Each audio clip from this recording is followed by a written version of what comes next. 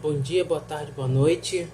Tô vendo aqui se tá focando, eu sou Rosenberg Pereira, aluno de Teologia, sexto período, e eu vou apresentar a pregação do Mateus 8, do 21 ao 34, e espero que vocês gostem, que foi o que Deus colocou no meu coração. Espero que possa edificar a vida de todos vocês. A minha foi edificada, tá? Ao acompanharmos a Bíblia, que contém várias histórias surpreendentes e apaixonantes, nós deparamos com a história do nosso Mestre, Jesus de Nazaré, o nosso Messias. A cidade de Nazaré deriva de Netzer, que quer dizer ramo ou broto, enquanto o Evangelho de Filipe, apócrifo, descreve que o nome Nazaré significa verdade. Então, ou seja, o nosso Mestre é um broto que prega a verdade, que sementeia a verdade, que frutifica a verdade. Então, por esse e outros motivos, nós deparamos que Jesus viveu, andou e caminhou na terra falando a verdade. O Monte das Oliveiras fica localizado em Getsemane, que significa prensa do azeite, e seu esmagamento produzia suco da fruta ou até o suco do vinho, Jafa ou Jope. É atualmente o bairro de Tel Aviv. Mas também, bem antigamente, foi um porto onde saiu o servo de Deus Jonas, que foi engolido por um peixe grande. Em algumas versões vão falar que é a baleia, que é outra coisa, mas na minha versão está como peixe grande. E foi um grande ato de desobediência.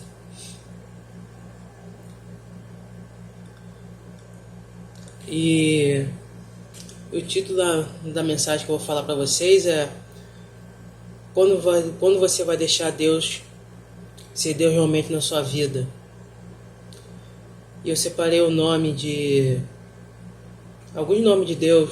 É o Eloá, Elohim, Deus, derivando de Roteus, na Septuaginta, na Bíblia grega hebraica. É o Elion, Deus Altíssimo, Adonai, Senhor, Kyrios, na grega. Vamos ler a palavra do nosso Senhor.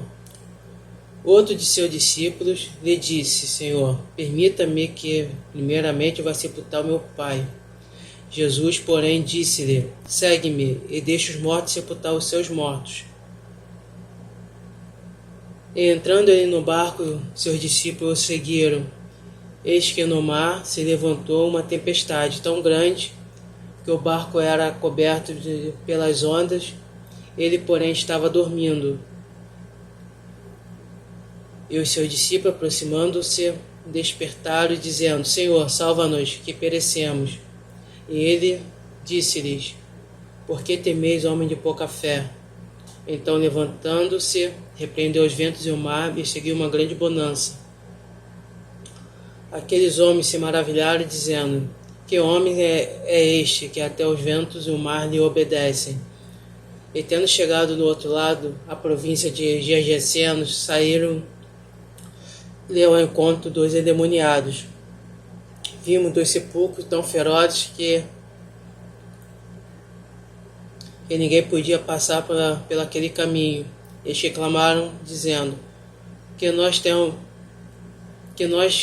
temos nós contigo, Senhor? Jesus, Filho do Deus, vieste aqui para atormentar-nos antes do tempo? Andava pastando diante deles uma manada de muitos porcos. E os demônios rogaram-lhe, dizendo: se nos expulsa, permite-nos que nós entremos naquela manada de porcos. E ele lhes disse: ide. E saindo eles, se introduziram na manada dos porcos, eis que toda aquela manada de porcos se precipitou no mar por um despenhadeiro e morreram nas águas. Os porqueiros fugiram, e chegando à cidade divulgaram tudo o que acontecera aos endemoniados. Eis que toda aquela cidade saiu ao encontro de Jesus e vendo, rogaram-lhe que retirasse dos seus termos.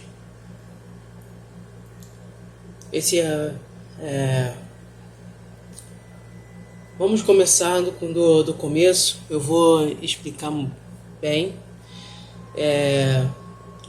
No Mateus, embora algumas traduções vêm falando que esse rapaz era discípulo, e algumas vêm falando que esse rapaz era um escriba, era um mancebo, era um sacerdote e uns vão falar que ele era exegese, mas uma coisa tem que falar: quem é discípulo de Jesus não deixa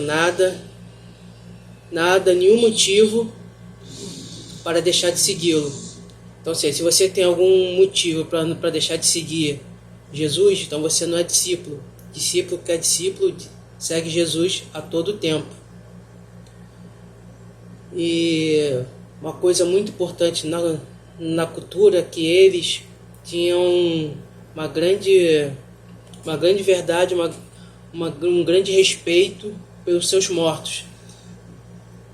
Alguns tipos de cultura judaica ou israelita, como queira, tinham aquela proeminência de enterrar os mortos no mesmo dia, não deixar para o dia seguinte. Então, quando Jesus vai ressuscitar, se não me engano, Lázaro, tem uma mulher que fala: pô, ele já fede há 3 dias. Então, há um detalhe aí que fala da fé dessa mulher. E ninguém nunca parou para pensar. Se era da cultura você enterrar os mortos no mesmo dia, mais tardar no dia seguinte, dependendo da hora que ele fosse falecer, se fosse à noite, o que fez essa mulher esperar Jesus então? Pensa aí. Tem até alguns livros do Talmud, Berahot ou Berachot, e na nossa Bíblia vai falar Gênesis 25, 9, Gênesis 50, 14. Tá? Para você estudar em casa com mais calma. E pulando para o versículo 23,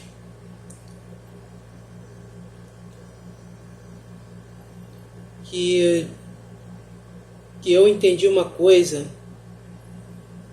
que Jesus não perde tempo para você, até porque no coração de Jesus ele sabia que tinha que ir para lá para ver esse rapaz que estava cheio de demônio.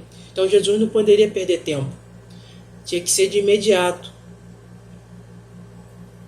Então, quando a gente vai pensar que estava tendo uma grande tempestade, estava até atrasando, não estava adiantando, porque quanto mais o barco balança, ele demora a chegar no objetivo. Ainda mais que os barcos naquela época ou tinha vela, uma pequena vela, ou você tinha que remar. Então, na época de Jesus, nossa Bíblia e em alguns relatos bíblicos não fala bastante sobre isso, que se o barco onde Jesus estava tinha vela, ou você tinha que remar. Para mim, você tinha que remar, porque você tendo que remar, você tem que botar mais gente dentro do barco. Então, vocês estão falando de discípulos, plural, não tinha só uma pessoa, tinha mais gente, né? Vamos para o 24. Quem conhecia aquela região eram os pescadores. Então, os pescadores sabiam realmente quando ia ter tempestade, quando não ia ter tempestade, o tempo que durava a tempestade. E vamos reparar no detalhe, eles falaram que de repente, então, ou seja, foi uma coisa inesperada, foi uma coisa que eles não estavam esperando, e do jeito que estava, eles viram, no mínimo devia ter passado uns 2, 3 horas, 4 horas, eles vendo aquilo tudo e não conseguiram dar um jeito. no barco, mudar de lado, mudar de direção. Não, eles não conseguiram. Foi aí que veio o tal desespero. E nenhum deles pensou que era o vento. Aí isso mostra que em algumas situações a gente fica tão focado no que está acontecendo, no dia ruim que poderá acontecer, que a gente não pensa em solução, não pensa em fazer a oração breve, não pensa em conversar com Deus para resolver isso. A gente sai fazendo as coisas de qualquer maneira ou às vezes nem faz. E outra coisa que eu venho falar, quais são as coisas que afundam o seu barco? É débito, dívida, o vício, algumas situações que estamos lidando, o Covid, o que está voltando agora. Então, ou seja, é uma coisa que a gente não sabe lidar. Como é que a gente vai acalmar o vento? Acho que acalmar o vento é acalmar o seu coração, acalmar sua alma, acalmar o seu interior, para que você não ceda às emoções, né? Não ceda às emoções do momento. Então, para os 25, quando você fica com medo, as situações você não sabe o que fazer. Você fica parado, estagnado. Isso te paralisa. Então, ou seja, tem medo que te impulsiona para frente, que faz você justamente para frente, seguir. Tem medo que você paralisa, você não sabe o que fazer. É igual aquela situação que você ouve um barulho de freio de carro e você para com medo. Você fica sem reação. Então, em alguns momentos da nossa vida, a gente fica sem reação. Mas fique tranquilo que Jesus está no barco, clama a Ele. Embora Ele fale que você tem que aprender a acalmar o vento, mas é melhor prevenir do que remediar. Então é melhor chamar o mestre e falar para ele que você paralisou, que você ficou estagnado, que você não está conseguindo sair dessa situação.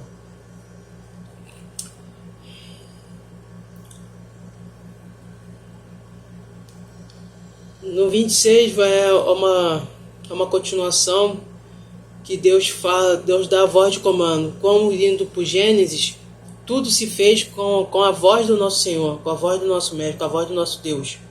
Então, ou seja, as coisas que acontecem na sua vida, você tem que falar também, você tem que declarar, você tem que dar a voz de comando. Não é para dizer o problema, é a causa do problema, é identificar a causa do problema. Vamos supor, você está desempregado, então você tem que pedir a Deus qual é o seu dom, o seu talento, qual é a sua expertise para você realizar o seu trabalho, as suas maravilhas. Vamos supor, alguém sabe muito tocar violão. Então, ou seja, ele tem que procurar alguém que lhe deu violão ou que lhe deu oportunidade para ele começar a tocar a tocar no púlpito, num palco, como queira. E a gente sabe que todo artista gosta de ter uma vaidade de ser ouvido, tem uma vaidade de ser reconhecido, tem uma vaidade de ser aplaudido. Uma coisa que eu quero falar que é importante: todos os pecados têm a sua própria ajuda para acontecer. Como assim? É justamente isso. Como assim? Eu não profetizei, eu não disse nada sobre ter problemas, que ninguém quer problemas na sua vida. Sim, mas as suas pequenas atitudes que foram gerar esses problemas. Como assim? Vamos entrar no campo do casamento. Você casou com a pessoa errada, a pessoa que não reconhece o ministério, a pessoa que não te apoia no ministério, a pessoa errada. Isso é para os crentes, os que já estão subindo no altar. E para a mulher também, tá? Tem mulher que vai no papinho gostoso e quando vai ver, tá o seu ministério na tempestade, tá o seu ministério ruindo, tá o seu ministério atrasando o barco. Ou seja, Jesus não vai ficar feliz com isso não. O teu ministério está atrasando o lado de muita gente. Se liga nisso aí. E a água, por incrível que pareça, a água não se movimenta sozinha. Precisa de alguém para impulsionar essa água. O mar não se movimentou sozinho. Quem movimentou o barco foi vento. Detalhe aí. Né? Você... Como é que você está balançando essa água? Fazendo tempestade no copo d'água? Ou deixando a água parada? Ou movimentando essa água para o bem do Evangelho? Que Jesus é a água. Você movimenta o Evangelho? Vamos lá. No 27, vamos ver que o reconhecimento que Jesus é Deus. Toda vez que você faz a obra de Deus, o reconhecimento vem. Reconhecimento vem. Independente disso, independente se você for obreiro, presbítero, diácono, pastor, bispo. Quando você faz as coisas de Deus com exatidão, com amor e fervor, o reconhecimento vem. Como dizem por aí, né? A gente está procurando sempre reconhecer o homem, o reconhecimento do homem. A gente não pergunta para Deus se o que você está fazendo está agradando Ele. Né? Vamos para o 28. Eu estou tentando ser... Eu gosto de falar do Evangelho assim, versículo por versículo. Ler ele todo e falar versículo por versículo. Né? E em toda a sua caminhada vão existir demônios na sua trajetória. Como você se comporta diante deles? Tem medo? Tem susto? Ou você sempre vai dar voz de comando? E tem um outro detalhe. Os demônios vão reconhecer que você realmente é filho de Deus. Como Paulo foi para uma cidade, o demônio não falou mentira. Ele falou justamente a verdade. O demônio falou que este aí é o homem de Deus. O Paulo voltou lá e repreendeu. Ou seja, o demônio vai reconhecer se você é homem de Deus ou se você é um deles, que comete sempre pecado, que está sempre fazendo as atrocidades, está fazendo as coisas que não estão agradando a Deus. Eles vão reconhecer e eles vão falar que você está agradando a Deus ou se está agradando o diabo, Satanás, como queira, né? Eu gosto de alguns detalhes como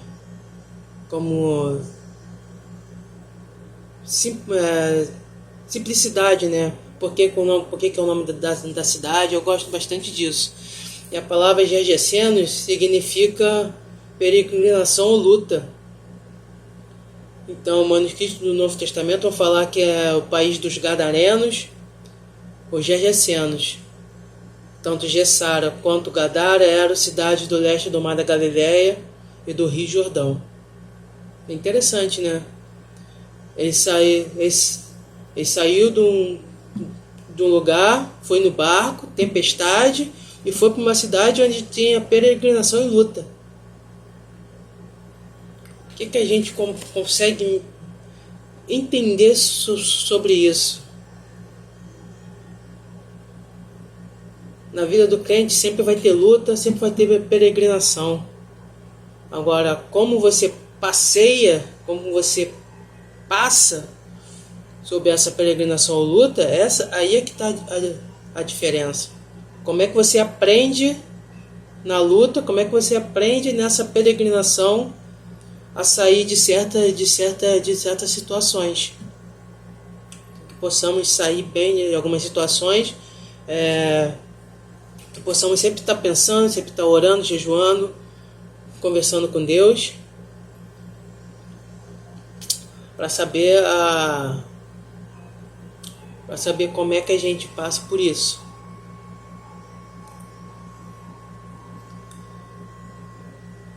E um detalhe também no versículo 29 é que os demônios sabiam do inferno e do abismo. Então, ou seja, o inferno ainda não foi inaugurado. Eles estão por aí ainda.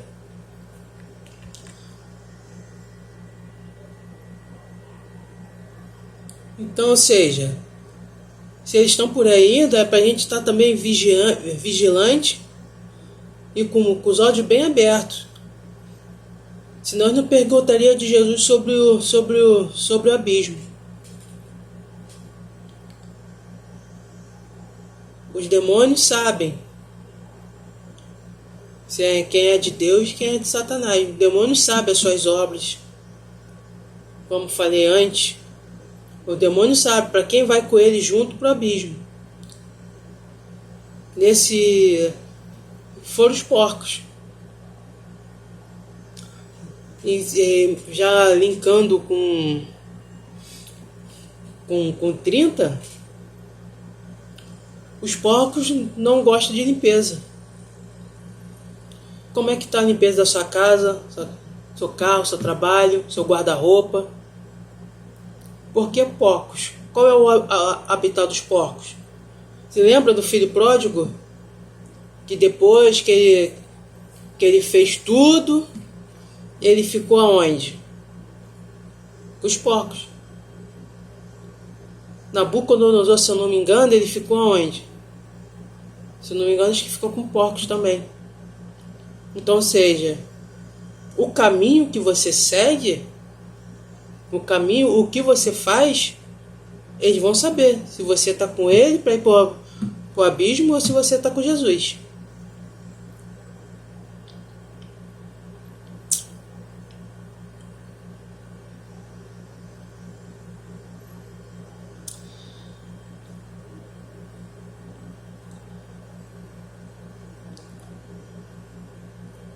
Os demônios já sabiam do Armagedon, da luta final, como está escrito no Apocalipse. Tem gente que não está nem prestando atenção nisso. O demônio não gosta de limpeza. Os porcos também não. Já se ligou nisso aí? Já ficou ligado? A brecha para o inimigo entrar na sua vida é sempre a limpeza.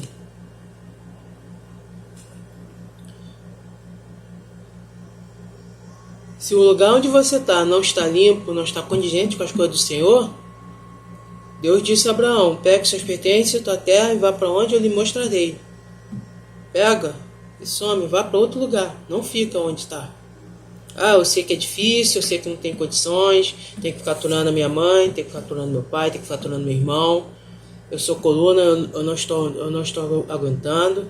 Pede a Deus uma oportunidade de trabalho para você seguir a tua vida. Não estou falando que é para não deixá-lo de amar e muito menos deixar de orar por eles. Mas não é fácil assumir uma casa, assumir um aluguel, assumir uma vida. Não é fácil. É fazer da maneira certa. Se quer sair casada, então tem que ser casada da maneira certa. Tem que começar a analisar. Se for para sair casada, como é que esse cara vive? Como é que esse cara anda? Quem são os amigos deles? Segundo a física quântica, a roda social dele é o que condiz com o que ele é, por dentro e por fora. Às vezes não é o 100% dos itens, 100% das coisas, mas é uma boa parte dela. Então, eu estou falando para você sair de casa do teu pai e tua mãe? Não. Tô falando que é sempre pedir orientação a Deus, é sempre conversar com Deus sobre isso. E fazer as coisas de peito aberto, sem orientação de Deus, a gente viu igual o Jonas, causou desobediência.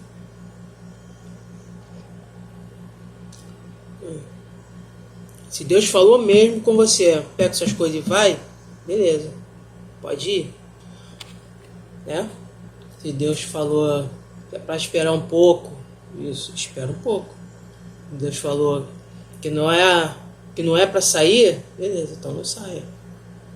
Mas perante isso, a gente tem que ficar muito bem vigilante. Eu tô num dilema que eu queria muito sair do Rio de Janeiro e Deus falou que não.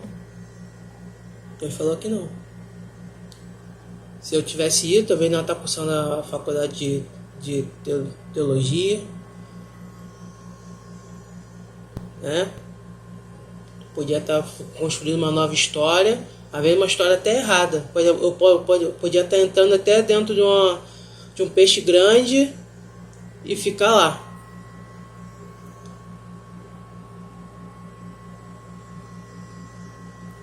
Tem que falar o nosso coração. Deus, tua palavra fala que não está errado, a gente tem que sair. Tá, beleza, muito bem. Mas você só vai sair quando eu falar que agora é a hora, agora é o momento. Não é a gente esperar, vamos supor, eu quero morar em Minas Gerais. Primeiro eu vou juntar um dinheiro para depois ir para. Não, se Deus falar que vai só com a roupa do corpo, você vai. Deus falar que não é só para ir com a roupa do corpo, que é para você esperar juntar um bom dinheiro para depois ir, beleza. Eu falo Minas que eu gosto de Minas, tá? Adoro. Inclusive comi pão de queijo. Gosto muito de pão de queijo. E o detalhe do 31 é: quando você é de Jesus, você é reconhecido. Você é reconhecido por quem anda com você. Você é reconhecido com as pessoas à sua volta. Quem não anda com você, esse aí é homem de Deus. Esse aí é mulher de Deus. Tem alguns detalhes que pessoas só é homem e mulher de Deus sozinho, mas quando você vai conviver com a pessoa, você não vê nada de homem e mulher de Deus. Já estou falando para os compromissados, para os casados. Prega, ora, canta, mas quando vai casar, não tem nada de Deus. Realmente as meninas que prega, canta e ora, fala em mistério, mas chega em casa, não gosta de tomar banho, não escova os dentes, não prepara a mesa, quando prepara de má vontade. E aí? Como é que fica essa situação, né? É que fica. É chato ouvir isso, mas é uma pura verdade. Vamos para o 33. Relatar o que Jesus faz é a melhor coisa a se fazer. Então, ou seja, o seu testemunho é a melhor coisa. O testemunho de uma pregação que você ouviu é a melhor coisa. Porque muitas igrejas no pátio é para falar que fulano traiu, deixou de trair, que o fulano está viciado ou não está viciado. Perdemos tempo falando de coisa que não vai encher em nada, em vez de falar de Jesus. E, se não me engano, em João, quando ele multiplica os pães, a fama dele foi tão grande que se espalhou. Então, ou seja, as suas atitudes têm que se espalhar para a terra. Você tem que ser um canal. Me faz lembrar um relato que o rapaz falou que quando você faz tanta coisa boa, em paralelo A represa serve para fechar, para delimitar a quantidade de água. Você faz tanta coisa boa que a tua água derruba a barreira. É impressionante isso, né? Quanto mais coisas boas fazemos, ela derruba barreiras. Quanto mais falamos de Jesus, derrubamos barreiras. Quanto mais falamos de Deus, mais derrubamos barreiras. Quanto mais falamos de Espírito Santo, mais derrubamos barreiras. Você tem derrubado as barreiras na tua vida? Tem derrubado as barreiras na vida dos seus familiares, parentes, seus amigos? Você tem derrubado barreiras em gente que você não conhece? Uma boa palavra, um bom conselho? Tem? Vamos para o 34. Quando você faz coisa de Deus, e de Deus será sempre reconhecido, como Dilma falamos. Você tem feito para o que para que as pessoas possam te reconhecer os teus feitos? E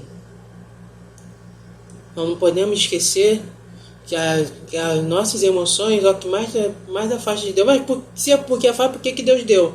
É porque, segundo a física quântica, são essas emoções que Deus vê a sinceridade da sua oração.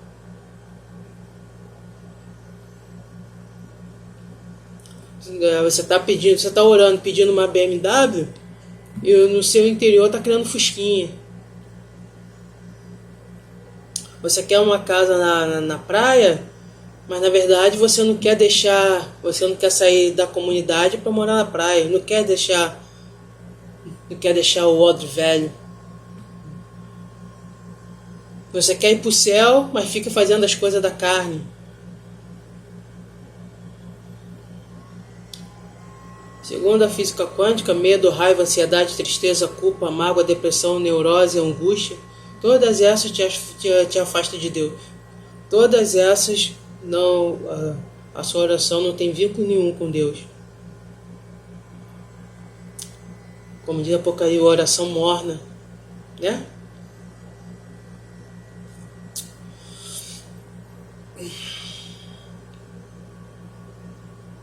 Um casamento errado, todas essas emoções exalam. Você só põe para fora o que está dentro de você.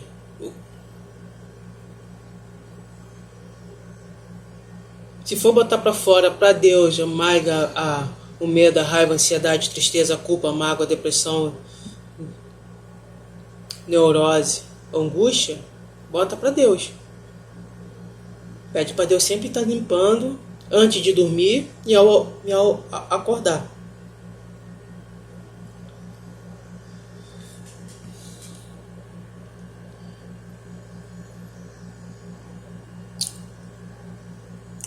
Quais são dessas aí que estão te afastando de Deus? As tempestades, eu separei algumas aqui, tempestades que enfrentamos. São o casamento, vida social, trabalho e relacionamento. Em alguma fase da sua vida vai ser mais o casamento, em alguma fase vai ser vida social, outra vai ser o trabalho, outra é relacionamento. São a tempestade que vem em nossas vidas. É difícil a gente ver um casamento com testemunho que o casal nunca brigou, nunca discutiu. Dificilmente com a vida social você não vai discutir com alguém sobre Bíblia, sobre futebol, sobre esporte, sobre alguma coisa. E no trabalho, idem. Quem faz mais, quem faz menos, quem deixa de fazer.